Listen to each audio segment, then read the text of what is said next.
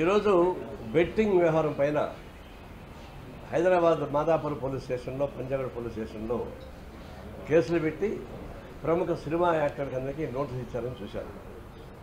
ఇది నిజంగానే కళామ తల్లి చాలా పవిత్రమైంది. పవిత్రమైన కళామ తల్లికి సేవ చేస్తున్న వాళ్ళు నిస్వార్థంగా చేయాల్సిన పని లేదు. డబ్బులు సంపాదించుకో తప్పేం లేదు. గతంలో ఉన్నటువంటి అల్లూరు రామరాజు లాంటి వాళ్ళు కూడా నేను పనిచేశారు. అంటే కళామ తల్లి ద్వారా వచ్చేటువంటి పాపులారిటీ, దాంతో డబ్బులు వస్తున్నాయి మీకు. అలాంటప్పుడు ఒక చీప్ సాహిత్యం లేదా చౌకబారి ప్రకటనల ద్వారా డబ్బుల కోసం కక్కుర్తిపడి ఇట్లాంటి బెట్టింగ్ వాటిల్లో మీరు పాల్గొనడం అనేది చాలా విచారకరం.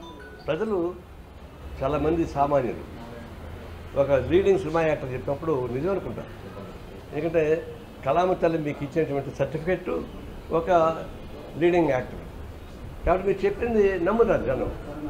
మిమ్మల్ని ఉపయోగించుకొని ఈ బెట్టింగ్లను ఉపయోగించుకోవడంతో పాటు తర్వాత ఈ బోగస్ రియల్ ఎస్టేటు, బోగస్ బంగారం వ్యాపారం, ఆ రకరకాల పద్ధతుల్లో సినిమా యాక్టర్లు దాని మీద చేస్తూ ఉన్నారు. దీనిలో కొంతమంది ఏమంటారు, తెలియక చేశానని చెప్పేసి ఒక ఆయన అంటున్నాడు. చట్టపరంగా ఉంది కాబట్టి నేను చేశాను అంటున్నాడు.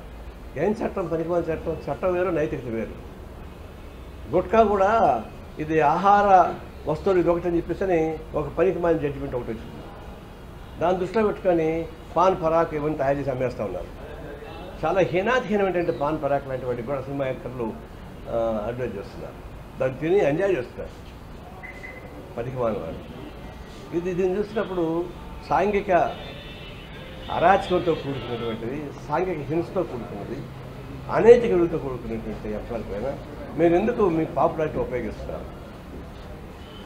కేవలం డబ్బులు అంటే మీకు డబ్బులు ఇచ్చారు కదా, జనం సపోర్ట్ చేశారు, మీకు డబ్బులు ఇచ్చారు, ప్రతి సినిమా యాక్టర్ బ్రహ్మాండంగా అనుభవిస్తున్నారు.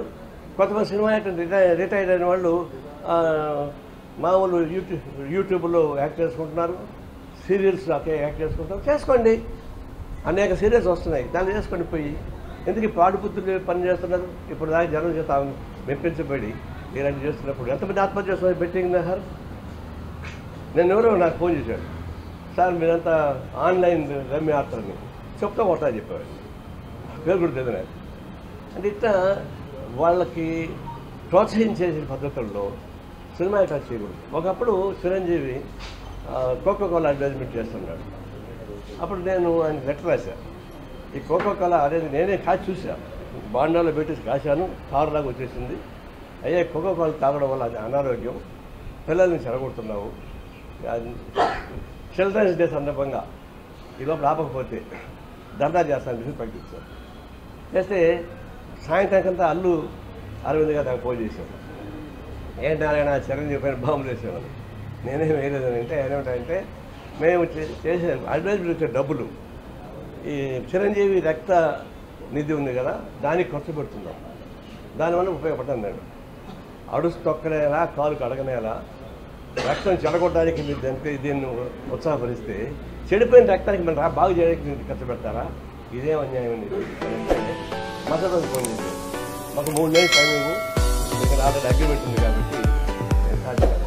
కరెక్ట్గా 3 నెలల తర్వాత ఆపేశాడు.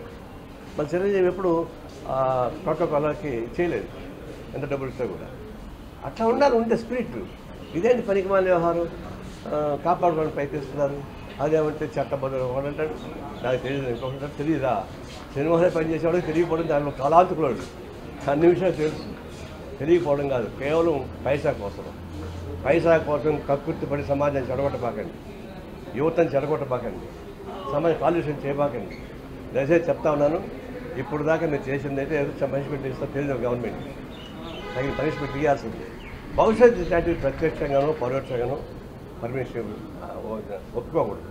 ప్రభుత్వం అంటే ఆ ప్రభుత్వం అనేక రుసుగులు ఉన్నాయి. ట్రంప్ ఏమన్నాడు తెలుసా? అమెరికన్ ప్రెసిడెంట్ ట్రంప్, ఏమయ్యా నువ్వు ఇన్ని లక్షల కోట్ల వేల కోట్ల రూపాయలు మిస్యూజ్ చేసావు, డబ్బులు ఎగ్గొట్టావు, కేసులు ఉన్నాయంటే ట్రంప్ అంటే చట్టాల్లో ఉన్న లోపలిని ఉపయోగించుకున్నా అన్నాడు. ట్రంప్ అంటే చట్టాలను ఉపయోగించుకుని తప్పు చేస్తే అది తప్పు, అది కరెక్ట్ అవుతుంది. అది ఈ చట్టాలు అనేక రుసులు ఉంటాయి. నైతికత లేదా, మానవత్వం లేదా, సమాజం ఐక్య భావం లేదా, కేవలం డబ్బులే కావాలన్నా దొంగ మార్గం డబ్బులు సంపాదించాలన్నా ఇవన్నీ కూడా కేవలం చట్టం అని రూల్స్లని నాకు తెలియదని అమ్మాయికి పోటీ పెట్టబాకండి.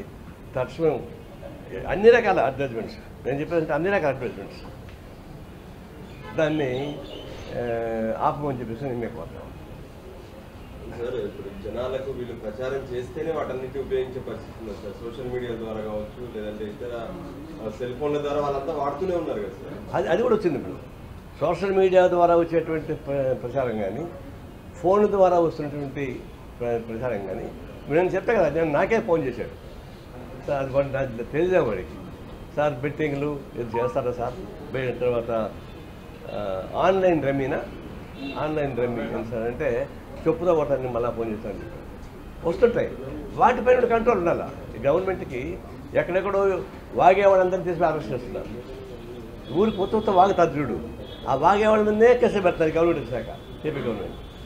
చేతలతో పనిచేశారు చూడు, అనేక criminals activities, money laundering, mafia gangs, mines mafia, liquor mafia, హత్యలు, ఇవన్నిటిలోకి పోవడంలే.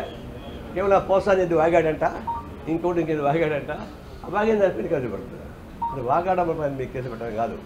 ఆచరణలో ఎవరైతే క్రైమ్ చేస్తున్నారో, ఆర్థికంగా ఇబ్బంది పెడుతున్నారో, ఏమని 2 days శాండ్ మాఫియా జరుగుతూ ఉంది, లిక్కర్ మాఫియా జరుగుతూ ఉంది. వాటిపైన మీరు యాక్షన్ తీసుకోకుండా ఎవరో అన్నారంటే అది కాదు. కానీ అయితే సోషల్ మీడియా యాక్షన్ తీసుకోవాలి. సోషల్ మీడియా అతీతం కాదు, పట్టుకోవడం పెద్ద కష్టమేం కాదు. దానిపైన కూడా చర్యలు తీసుకుని పోతాం. బెట్టింగ్ని కొన్ని రాష్ట్రాల్లో అనుమతించడం, కొన్ని చోట్ల చట్టపరమైన వెసులుబాట్లు ఉండడం, దాన్ని ఆసరా చేసుకుని ఇవన్నీ చేస్తున్నారు. దేశవ్యాప్తంగా ఒక చట్టం బెట్టింగ్ని నిషేధించేదేమన్నా? అదే చట్టం అంటే మన భారతదేశంలో ఏ చట్టం పెట్టినా దాన్ని దొంగలు పోసేటువంటి ఒక సందు పెట్టారు. మీరు భూ సంస్కరణ చట్టం పెట్టారు, దాన్ని చాలా సందులు పెట్టారు. ఎక్కడ నష్టం జరగలేదు. అంటే గుట్కా ప్రమాదం అన్నారు, ఆ గుట్కాను ఆహార వస్తువుగా కోర్టు ప్రకటన చేసుకొని అదేమంటారు దాన్ని